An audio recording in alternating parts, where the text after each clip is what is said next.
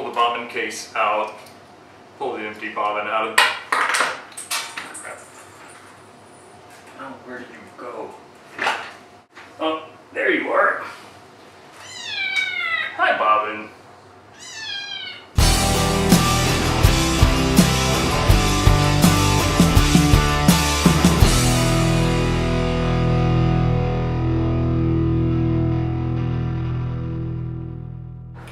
I'd like to have a seam guide to help me keep my seam allowances consistent when I'm sewing long runs of larger pieces.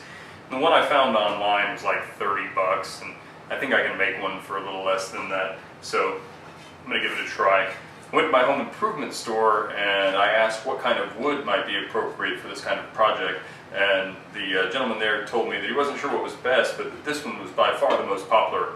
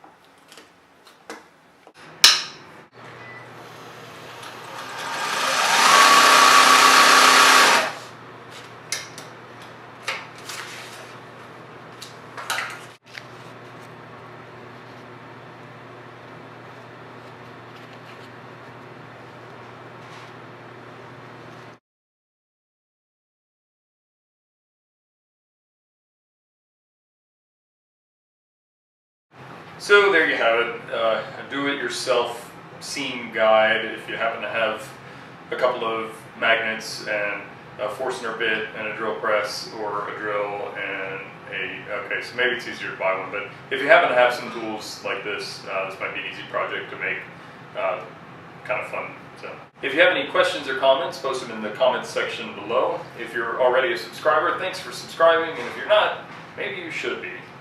Thanks for watching.